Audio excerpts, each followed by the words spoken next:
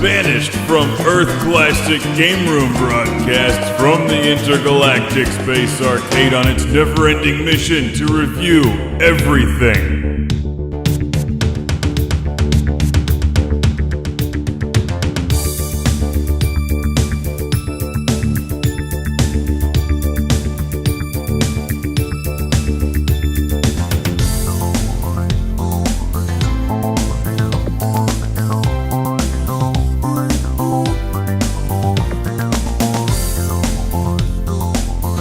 Welcome to Classic Game Room. I love the bright red Sega Genesis game cartridge for Spider-Man and Venom Maximum Carnage. This game should have a crossover with Cosmic Carnage, then it would be really good.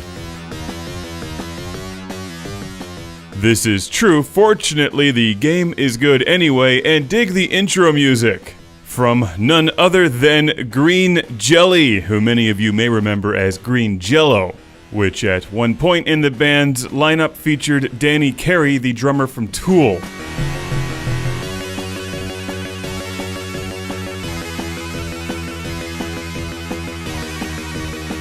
This one starts off with some nice comic book style cutscenes letting you know that villain Carnage has escaped captivity and it's up to you, Spider-Man, to stop him.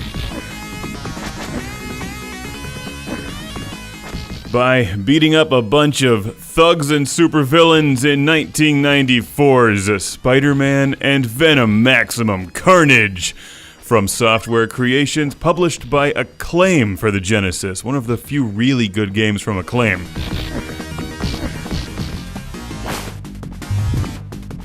This one is also available on the Super Nintendo. It's a very cool game because it plays like Streets of Rage with Spider-Man and Venom, and it has the word Carnage in the title. Always a good thing.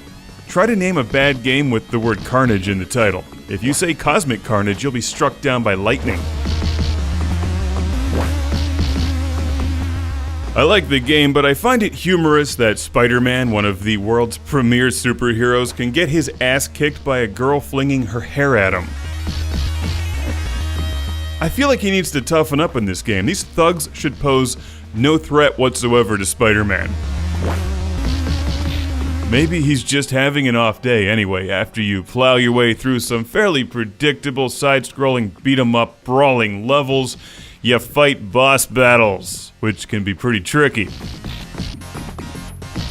And then you can start to play the game as either Spider-Man or Venom. The game plays out differently depending on who you choose, although they both play pretty much the same. When you get down to it, this one is just a fun side-scrolling beat-em-up that makes good use of the Spider-Man license. It's a colorful game. It obviously has some terrific music, and there's hidden stuff everywhere.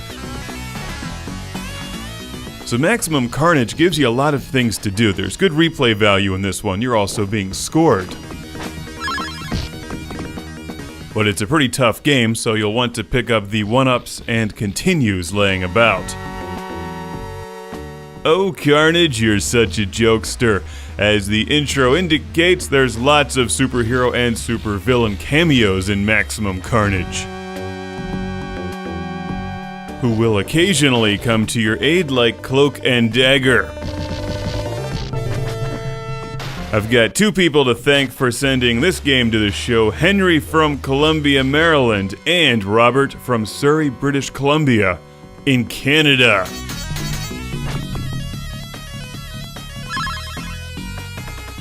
So thank you, Henry and Robert. Yes, I recommend that Sega Genesis and Super Nintendo fans play Maximum Carnage. It's a tricky game. If you find yourself getting stuck, just search the internet for a walkthrough and find the location of all of the one-ups and continues. They'll prove handy. I should also mention that you're really going to want a 6-button Sega Genesis controller for this, since you'll be punching, jumping, and slinging webs, as well as web slinging. Nice bathrobe. All right.